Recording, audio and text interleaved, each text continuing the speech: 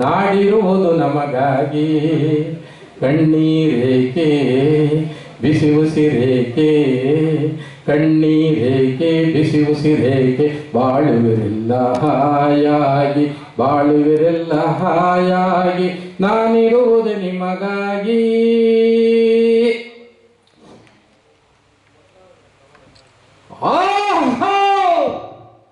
ಖಂಡಿರೇನೆ ದೇವಾನ್ ದೇವತೆಗಳಿರ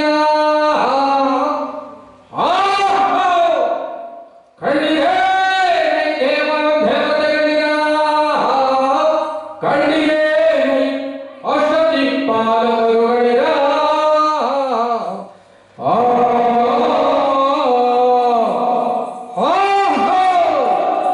ಖಂಡಿರೇ ನೈಶಬ್ದ ಮಾರುಷಿಗಳಿರ ಕಂಡಿರೇ ನೈಶಬ್ದ ಮಾರುಷಿಗಳಿರ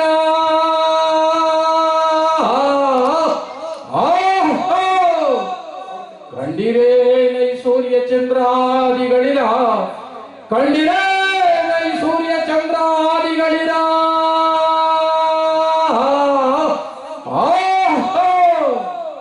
ಕಂಡಿರೇ ನೈ ಗರುಡ ಗಂಧರ್ವಾದಿಗಳಿರ ಕಂಡಿರೇ ನೈ ಗರುಡ ಗಂಧರ್ವಾದಿಗಳಿರ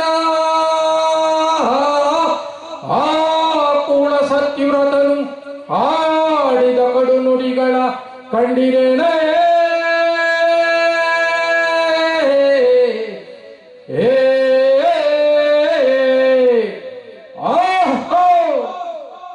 ಎಲೈ ಸೂರ್ಯ ಚಂದ್ರಾದಿಗಳಿರ ಅಷ್ಟದಿಕ್ಪಾಲಕರುಗಳಿರ ಸಪ್ತ ಮಹರ್ಷಿಗಳಿರ ಕೂಡಿದ ಸಭೆಯಲ್ಲಿ ಆ ಮದಂಧರಾದ ಕೊನ್ನಿ ಸತ್ಯವ್ರತನು ನನ್ನನ್ನು ಧಿಕ್ಕರಿಸಿ ಜರಿದ ಕಾರಣ ಅವನ ದ್ವಾದಶ 12ನೇ ಕುಂಭರಾಶಿಗೆ ಆಧರಿಸಿ 7 ವರ್ಷಗಳ ಕಾಲ ಅವನ ರಾಶಿಯಲ್ಲಿತ್ತು ಕಾಡಿಸಿ ಬೇಡಿಸಿ ಆತನನ್ನು ಕೊನೆಗಾಣಿಸದೆ ಹೋದರೆ ನಾನು ಸೂರ್ಯಕುಮಾರನೇ ಛಾಯಾದೇವಿಯ ಗರ್ಭ ಸಂಜಾತನೇ. ಇದಕ್ಕೆ ನೀವೇ ಸಾಕ್ಷಿ. ನೋಡುತ್ತೀನಿ ನನ್ನ ಪಂಥವನ್ನು.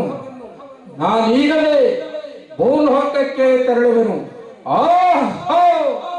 ಜರಿದೆಯನ್ನ ಕಳನೆ ಪಪಿ ಜರಿದೆಯನ್ನ ಕಳನೆ ಪಪಿ ಜರಿದೆಯನ್ನ ಕಳನೆ ನೀಲಕಂಠನ ಪಾದ ಕಮಲವ ನೀಲಕಂಠನ ಪಾದ ಕಮಲವ ಬರೆಯ ಮಕ್ಕಳು ಬಿಡುವುದಿಲ್ಲವೋ ಅದನ್ನು ನೆನೆ ಬಿಡಿಯುತ್ತೆ ನಾನು ಪರಿಪರಿ ಕಷ್ಟವ ಪಡಿಸುವೆನು ಪರಿಪರಿ ಕಷ್ಟವ ಪಡಿಸುವೆನು ಪರಿಪರಿ ಕಷ್ಟವ ಪಡಿಸುವೆನು ಪಡಿಸುವೆನು ಪಡಿಸುವೆನು.